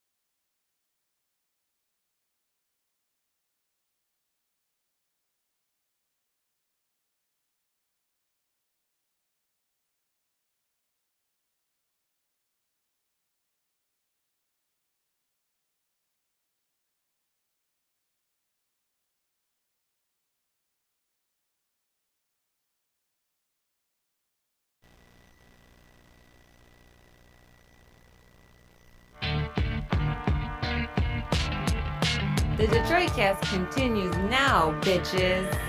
Here's Mike and Jay. All right, welcome back to the Detroit Cast. Mike and Jay. I'm still so fascinated by the OJ thing, man. Not to belabor on it, but it is such a fascinating piece of American history, that whole story. Oh, I was so into it, man. I think I mentioned before, Yeah. I watched a damn good chunk of that trial, if not all of it. Yeah. Read books about it afterward. And yeah. What's so weird is during that special I mentioned that Dateliner 2020 did this past Friday, one of the things that just jumped out at me is how many people were like, they're like, well, how do you feel about, his guilt or innocence in the murder? And a lot of people are just like, oh, yeah, it doesn't matter. I don't care either way. I mean, and how many, like, they had tons of video of Juice, like, out on his own. And he's partying in clubs and signing autographs. It's like nothing changed except his really rich white, like, Beverly Hills friends at the golf. Like, he thought he was going to walk out of there free man and just high five everybody and be playing golf the next day. And they just fucking turned their back on him. I mean, he was the Brentwood murderer. Like, they didn't care anymore, They didn't need to suck up to his celebrity nature. But everyone else in the country was like, I mean, he's just, and I assume he'll be the same way when he gets out now. I mean, a lot of people won't care. It's amazing. It's a really sad. And you think you just crawl into a hole, just Yeah. be out of the public eye, but he can't do that. Psychologically, the dude is not capable. Yeah, one of the lawyers from his 2008 or 2012, whatever it was, trial, this latest thing, said, they were asking, what do you think when he gets out of jail, if he gets paroled?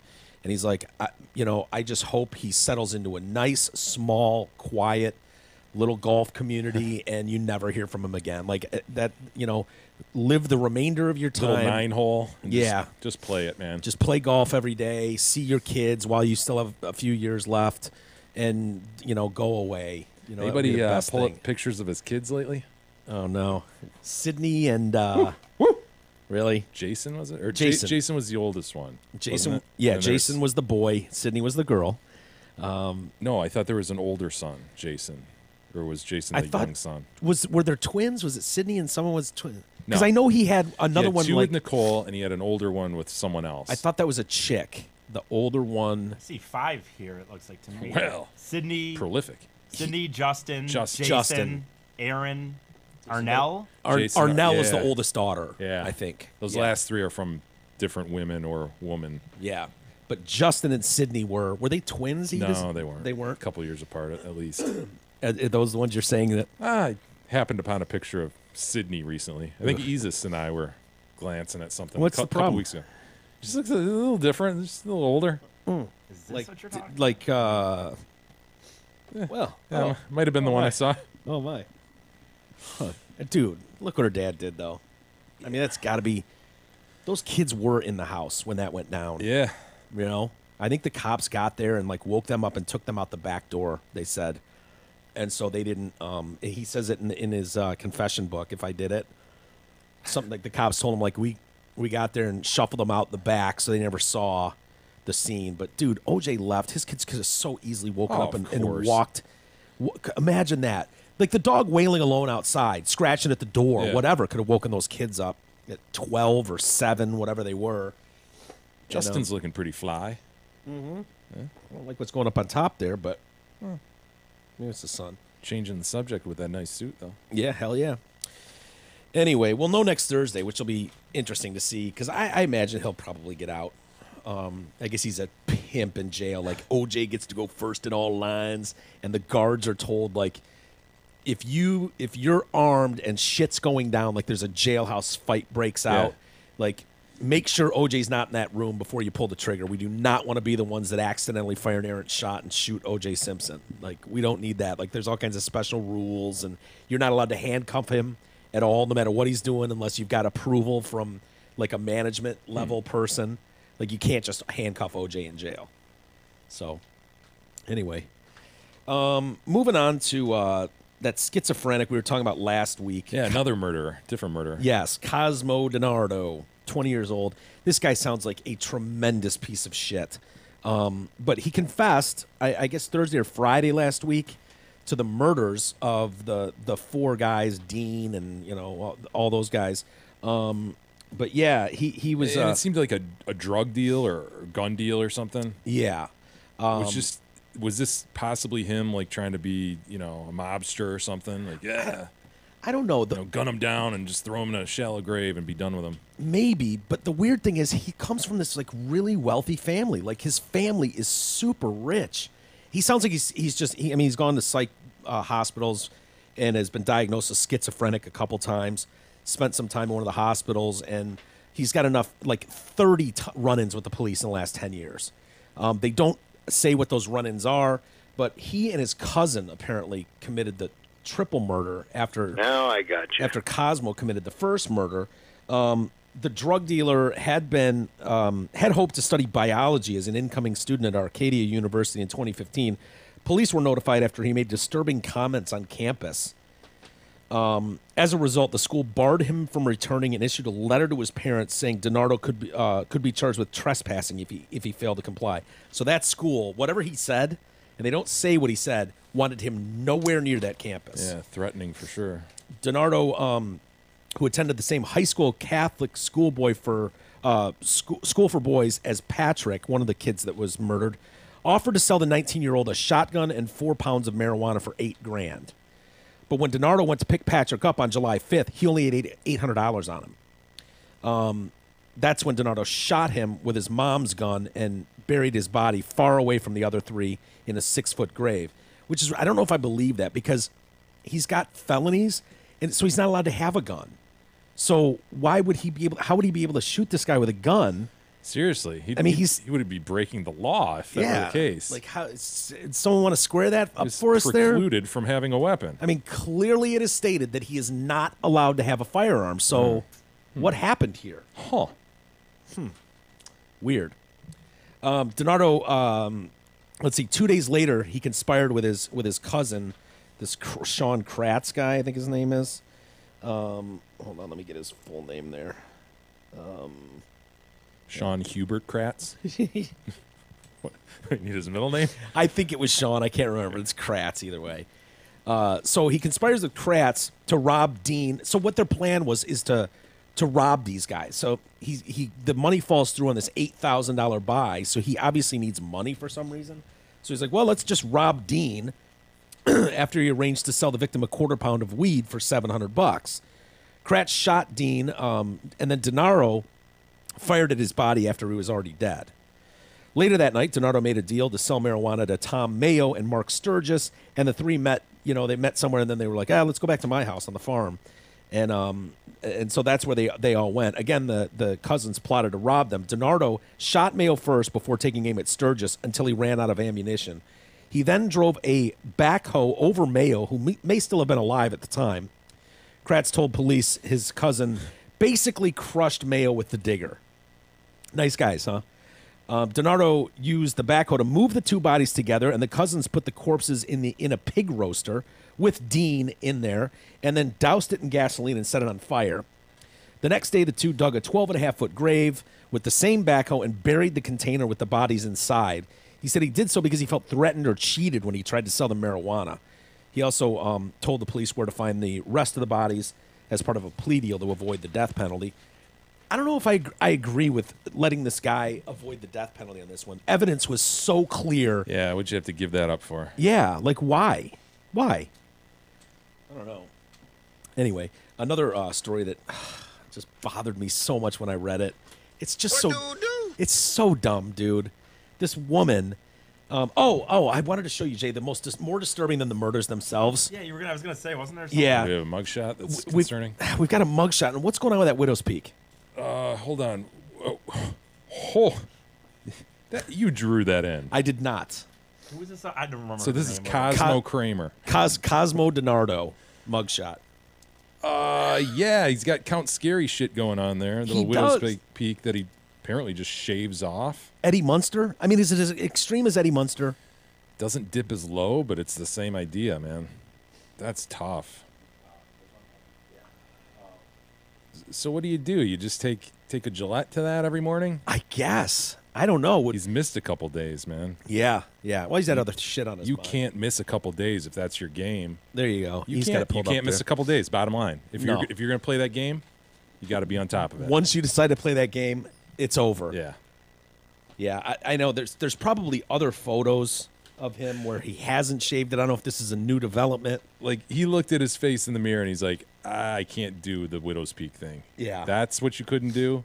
I mean, it bothered him so much that the decision was made that we need to, I mean, and he's done a good job with it. I mean, he may have taken a ruler to the top of that to make sure he got that straight. Look at that, man. Yeah. That's pretty funny. It's coming in more now. See him in orange? Yeah. And they're probably not giving him a shave. It's got to be killing him. Yeah. It's got to be killing him. It's killing him. There's probably someone standing there going, no, don't touch the widow's peak. Now here's, looks like another. Is that the same guy? I don't know. It says that it is. It says it's from his Facebook page. Yeah, maybe you got to grow his hair out, because once he grows his hair out, you don't really notice it. Yeah. Well, we'll have to keep tabs on this going forward. I thought it was a concerning See development. some trial photos, see if that grows in or not. Yeah. Comes in nice. It's kind of like when, what's his name was on trial, and he wore the wigs all the time, and then he wasn't able to wear the wig in court. He was the music producer that, like, shot. Oh, right. What's his name? Fucking crazy-ass afro. Yeah, exactly. That hair I don't know bears, the name, crazy afro, whatever. But Phil Spector. Phil Spector, thank you. And you see Phil Spector when he's not allowed to wear the wig, and it's like, oh, boy, put the wig back on. Right. Put the wig back on, Phil. Yeah, there you go. There you go, E. Pull that picture over if people are watching this on YouTube. Oh, Lord. God, dude. Oh, troll. He sort of looks like the Warren Mayor. Right? Jim Fouts. Jim Fouts. Little bit. It's a like if Jim Fouts and Gollum had a kid. Yeah, good point. You know what I mean? Trixie Hobbitses. Yeah, you might want to ask him where the ring is. My precious. Do you have a read you want to do? Go ahead. Mark Leibovitz has 16 years of institutional investment experience, including being a senior portfolio manager on a mutual fund and an all-around great guy. His background is in investments, not sales. Let Merck use his experience to build an investment plan for you. Call Mark Leibovitz at LPL Financial at 248-626-2000. Give him a call today. You can trust Mark. He's a great guy. Securities and advisory services offered through LPL Financial, a registered investment advisor. Member FINRA SIPC. Jay, I think I'm done pedestaling doctors and lawyers. Yeah. And lawyers. Yeah. No, I think it has to be law enforcement and military personnel. That's it. Yeah. And morticians, maybe. I don't know. No, I saw a story the other day, rotting corpses with maggots. Really? Yeah, forget morticians. Yeah, I'm not putting them. They're not pillars of my community, not with that behavior. But doctors are quickly coming off the list. We had the guy that was like knocking his women patients out and banging them. Yeah, that was Wang Chung, right? Yeah, everybody Wang Chung tonight was doing that. And then we had the MSU doctor that worked for the Olympic team. And, fucking asshole. You know, he was like fingering girls as part of a medical procedure. Allegedly. He recently just pleaded guilty to child porn, though. Yeah, they found a shitload on his computer. Now we've got a woman in Tennessee is planning to file a complaint with the state medical board after her doctor referred to her as Aunt Jemima throughout her appointment. Wow. Like, to her face? He's just saying, like... Yeah. Is her name anything similar to Jemima, or...? Maybe that's it. Lexie Carter. Ooh, no, it's not. Is that Lexie I hear Carter. Lex Aunt Carter. No. That's a tough one. Did she wear a do-rag? No. I don't think so. Did she make syrup? I don't think so. No, all arrows just are pointing. Just a black lady. Just a black lady that's a little bit older and a little heavy set. You can't do that. Lexie Carter said her dermatologist, Dr. James Turner, greeted her by saying, "Hey, Aunt Jemima," during her July 11th visit. What the fuck, man? I was just sitting there waiting to be seen, and he walked in. He looks at me and he goes, "Hi, Aunt Jemima." He had like an intern that he was shuffling around the office. The name Aunt Jemima, for those that don't know, is the name of a pancake brand, mix and syrup, that debuted in 1889 by Quaker Oats. And this was, for people that wonder, like, man, why are relations so bad between black and white people? 1889, while a long time ago, it's not that long ago where you don't have recently deceased grandparents that told stories about what life was like for black people in this country. Talk to people about the 60s. Sure. But so anyways, it was introduced by Quaker Oats, but has also been used as a racial slur aimed towards black women. Its roots are from a period of American history when white performers wore blackface, conjures images of slave culture, plantation life. The woman says, I haven't slept. I haven't really been able to deal with this. It was an insult, racial, ethnic insult, a joke. It's putting me on a level of someone who is subservient with a smile, kind of step and fetch it, she explained. Hasn't slept? I know. I mean, you can never put a price or really judge someone's emotional distress, right? All right. But, man, I know it's inappropriate, but well, don't lose sleep over it, ma'am. No, I know, but I was like, well, you know, who's to know? She's an older black woman. She could have grown up in a time where that would have been really troubling to her and brought back, you know, what life was like as a child with parents, and then heard their stories growing up, and you know, I reckon. She claims the doctor did not apologize for the remark, which he used more than once. He has since issued apologies. So if you're wondering if she made this up, no, he's issued an apology. Ms. Carter is one of our very dear patients and has been for years. She is one of many African American patients, and I count it as a privilege to be her doctor. Anything that I said that tarnishes that image and my respect for her was a misspoken blunder on my part and was not intended to show disrespect for Ms. Carter. I'm very sorry for that misunderstanding. She's glad the doctor apologized, but it's, you know, too little too late. Is it possible, I suppose it is, that he's just so ignorant that he thought it'd be a term of endearment? He thought it'd be cute. Or that he just thinks it's so, like the jigaboo dancing. Remember that lady on the local news in Cleveland or whatever it was? It was like, I just love when they do that jigaboo dancing. Yeah. Her black partner's just, whoa! He gave that. Remember that wink and look to the camera like, damn, we about to be famous. We about to be on YouTube. Hope I got my tie straight and shit, motherfucker. You want to pull that one up, E? He did, man. He gave a big smile. Like, ooh, well, about to recognize my face, America. He doing that instant. Did she get blown out for that, or was she just like? I think she was suspended, if I remember, and she spoke with community leaders, and I think it's all cleared up. I think there was a ton of public shaming. I think she was shamed. Clearly, she was just incredibly clueless. It was like a Lady Gaga reference. Well, I liked when she did all that jigaboo dancing. Gaga dancing. There they are. Watch him just look at the camera and smile now. Wow, Lady Gaga surprising a lot of people last night with this tribute to the Sound of Music. The Gaga. The Gaga. Andrews joined her on stage, gave her a hug, and called it. What was his name? He's got a sweet name. I know he does. It's hard to really hear her voice Lady Gaga. with all the jigaboo music that she did, whatever you want to call it. Jigaboo. Yeah, she has a nice voice. She's a gorgeous voice. I never knew. Yeah. Watch him look. Very nice. Yeah. All right, 622. About to be famous as shit, motherfuckers. Straighten my red tie against my red shirt. Thank God I'm wearing my pinstripes. You guys love my singing so much. Oh, it's one of our favorites. Didn't we play that for Nate?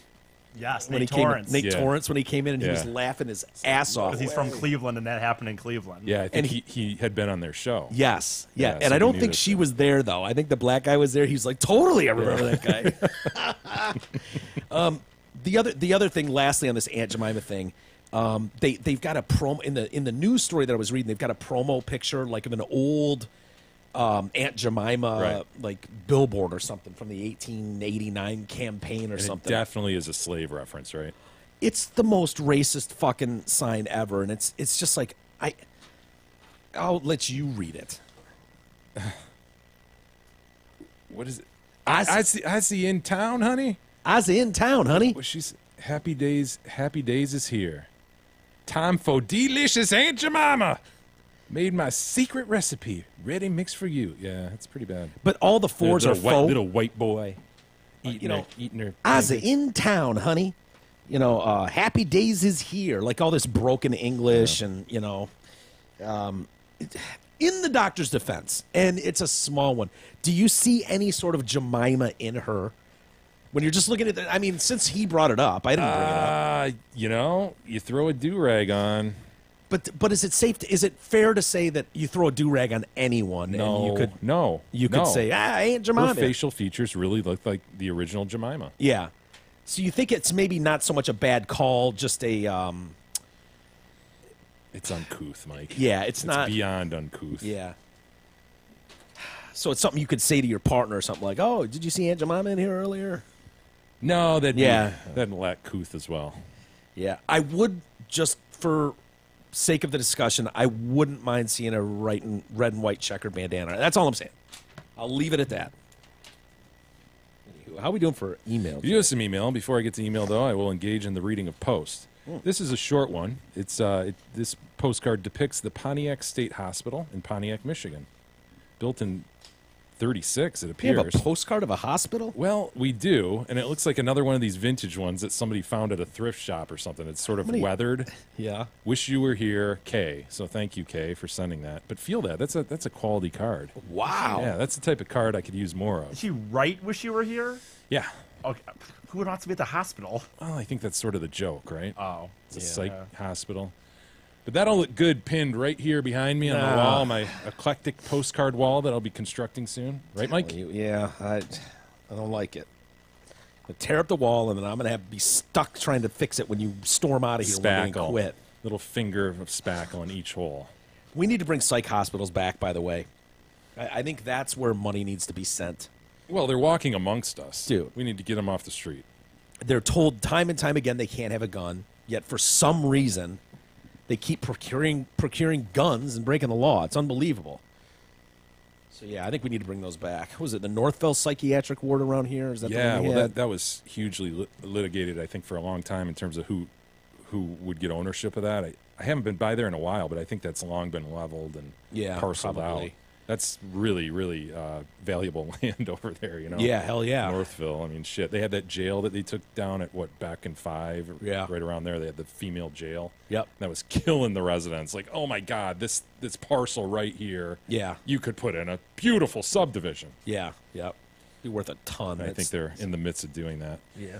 Jim writes in, canine molester, supine congressor, and urine ingester. Listening to Mike complain about a lack of a drum solo at the Journey show in Mount Pleasant, I was in attendance at the show the night prior at Casino Windsor in South Detroit. We were treated to not only a real drum solo, but a friggin' guitar solo version of "O Canada." Really? So you missed out, sir. I wanted a Dean drum solo. I got a drum solo. The one I've never mentioned to you guys was the opening band, Asia. What was Asia's hit? Oh, yeah, I know it in a second if you play a couple notes of it. Well, either way, I don't know how many members of Asia are still original members, but they opened for Journey when we saw them a few weeks back. And I remember walking in, and they were just starting that song that's their big hit. It was like perfect timing. And I'm walking towards our seats, like, across the stage, just like passing by it. Yeah. And as we get to the drummer, I notice, I'm staring at his drum kit. And I notice his drum heads, where we used to say like Asia or something. His left, stage left drum head says Carl, and his stage right kick drum head says Palmer. Oh. And it was like the balls, man. You're the drummer of Asia, and his drum set was mixing and matching. Was pushed a little bit more forward towards the front. Dude. The drummer's name was Carl Palmer, and he was showing off like, yeah, you've got Carl Palmer behind this kit. Insane, dude. You just made the spinning drumsticks motion. Insane. But I know his name. Head blown. I never would have known who the drummer of Asia is currently, but it's Carl Palmer. Look it up.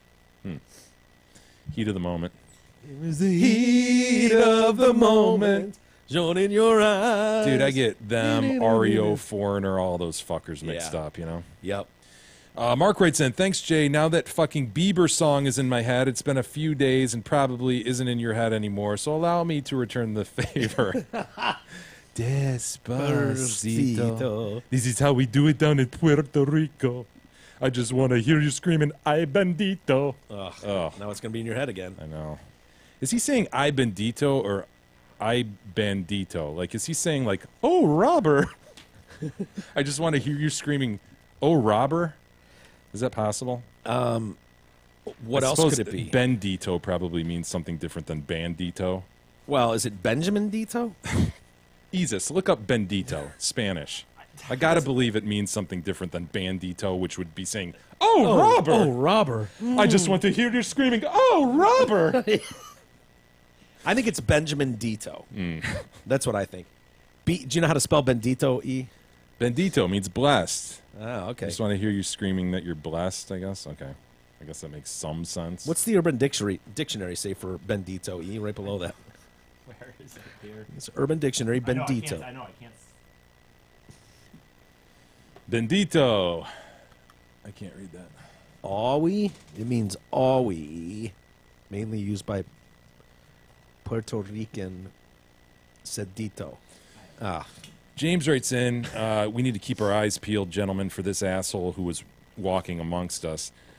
He attached, I think this came out of the Detroit News or Free Press. Authorities are asking if we know this man in the picture who was apparently masturbating behind an unsuspecting customer in a Kohl's off Orchard Lake. What? Dude, that motherfucker's going to get caught. Look how clear that picture is. Oh, yeah. If that dude hasn't been fingered yet, he's about to be fingered. Oh, wow.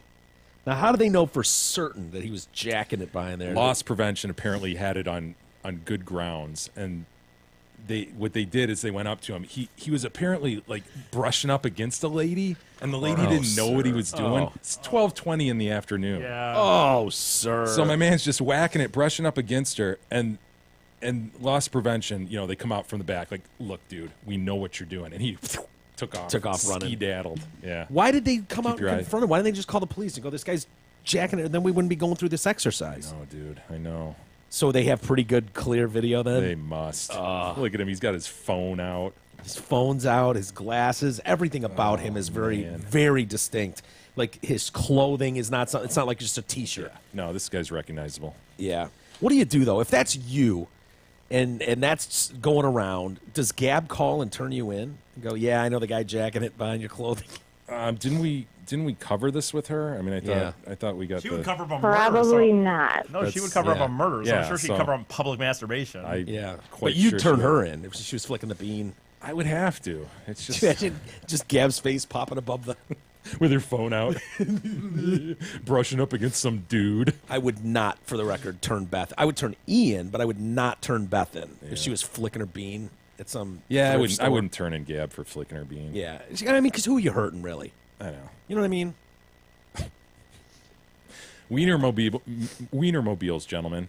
Everybody loves the Oscar Mayer Wienermobile. Oh, hell yeah. Yeah, I feel like we're doing Kowalski a disservice by advertising the Wienermobile. But what I think is Kowalski needs to get on board with this and learn from the Wienermobile and be inspired by it. Yeah. But they're looking for drivers, D sent me this. I saw someone say that on Facebook, and my response was, I don't recognize that sausage company. Look at E. I only eat Kowalski sausages. I don't know that we have exclusivity in this deal. Well, but I do. Good boy. Hey, isn't it true that our buddy Deuce once drove the Wienermobile? Did he? Around the Alamo Dome. What? Yes. He got booted. He was like working setup crew in the Alamo Dome. Yes. He saw the Wienermobile in the corner with the keys in it. So he's like, this is my only chance, dude. So he jumped in the Wienermobile and drove it around the Alamo Dome. Yes. He was setting up. It was like a summer job when he was in school, I think, and he was working with Joe David, and they were setting up concert venues.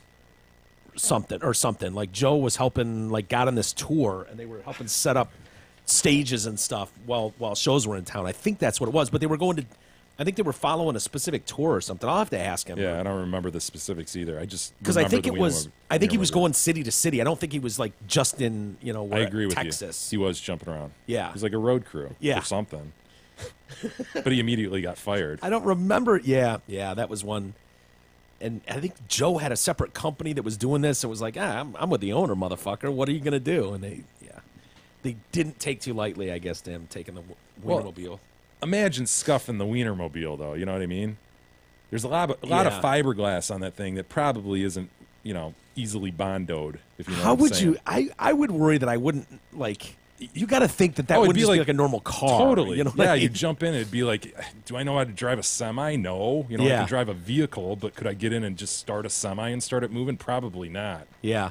But probably not. I'd feel the same way about the Wienermobile. I'm like, shit, dude, it's got like 3 clutches, 2 sticks. Let's text him after the show. I wonder if it rides like the Green Machine. I doubt it. I bet there's something weird about it, though. Yeah, I don't know. I could see doing that, though. I don't blame Dust for that. Not at all. Dude, he's got that story now. He owns that story. It cost him very little. One kick-ass summer job. Brian writes in, hey, Mike, we just got an email from Brian. Yes, it actually says it. I just read what it says. Brian writes in. Christ's sake. Hey, guys, I wrote in just about a year ago as an anonymous emailer saying I was standing in the kitchen listening to TDC, drinking a glass of bourbon or scotch, as my then wife was packing her shit to move out. Do you remember this email? I do. You do? I remember feeling bad for this guy. Well, a year later, a lot has happened. You guys were discussing about what a friend should do when finding their friend cheating. Well, I'll tell you what just happened to me. So she moves out in June, says things aren't working out. We need to work on some things and no need for fights around our son. So maybe I'll move back or maybe not, but let's work on it. I warned her that leaving would admit giving up, and the best thing to do was to stay, but that didn't happen. So we fast forward to about September, and I get a text from her best friend that I should come to a party. I show up late, and everybody's pretty lubricated, and I get a few beers in me, and all the ladies there start talking, asking how I'm doing. I end up pouring out my feelings that I would take her back because it would be the best thing for my family. Her best friend stands up and says, I'll be right back. Comes back a few minutes later and says, there's something you need to know. She's been cheating on you for the last 9 months, and the reason your best friend since first grade and best man of your wedding backed out of the wedding was because they were having an affair for over a year before your wedding and then for a year after your wedding. Fuck! Your best friend since first grade is boning your then enfianced. Yeah. Boning your fiance for a year before. Says, dude, I can't be your best man. I got to back out. Who knows what he told him? Yeah, what reason? the hell would you And then say? continues to bone your wife for a year after. What a fucking loser. Yeah, that's brutal. You know, man. what a fucking loser. You can't go pull some puss elsewhere. Yeah. You know your boy's into her. You know your boy's married to her now. Yeah, I would say that's a pretty good clue that he's into her. Dude, that that is is... with getting engaged. What and a all. dick. Yeah, that's brutal. That's one of those, where you end up with the guy's picture under the seat. You know, that age-old story. Oh, yeah, right. Everybody reach under your seat. Reach under your seats. Because here's who she's been fucking. It's such an urban legend. I know. It's a great one. She told me, this is the friend, she told me that she knew by telling me this she'd lose her best friend, but she chose to do the right thing and save me from making a bad decision over the friendship of my wife. Yes, I'm almost done. Fast forward to July 13th, 2017, and I've been divorced for 3 weeks. I'll forever be thankful for this best friend as to what she did to stand up and say the right thing. Bye for now, BUI, Brian. That's balls, man. Oh, Brian. That's Feel tough. for you, dude. I totally understand how people would go, I don't want to get involved. Yeah. I don't want to get involved. Whatever they got going is what they got going. Yeah. That's ballsy. It'd be hard to hear something like that, obviously. There's going to be tremendous fallout from something like that, but once you get through that, unless you're OJ, once you get through that, it's probably come out a lot better. Well, and the friends didn't do anything wrong, They just happened to have this information. Yeah. And they're making a call, a very reasonable one, that the dude should have it at this point. Yeah. How long were they married for? I mean, is this 20-year-old information or something? It didn't sound like it was that long to me. Yeah, I don't know. Curtis writes in, Jay, wife is turning 50 soon and asked for something nice. So I You ordered can't her. give her the panous. Oh, sorry. I ordered her new racks for the dishwasher using the Amazon link. Nice. Well done, Curtis. Is That's that one of those so sweet? Is that one of those misogynistic gifts, dude? Like getting your wife a vacuum at Christmas? Well, he'll give her the panous too, I'm sure. Curtis will do that. Yeah. For you, Curtis. We'll save Thank the rest you. for tomorrow. All right, very good. Let's get out of here. We've gone long as usual. Couple videos to show tomorrow, Jay. Dude, my favorite meme happened to me over the weekend. Yeah. When I say happened to me, it was shown to me by Russell and Manny. Yeah. With great delight. Yeah. And I then watched this meme dozens of times. Our whole family has watched this meme dozens of times, and we crack up every time. I meant to get to it today, but we've just gone long. So I've got a note here. We'll do it tomorrow for sure. Terry! Oh, Terry! God, Lord Jesus, Lord Christ, Terry. Anyway, have a great rest of the day, everybody. Thank you for joining with us. We'll do it again tomorrow.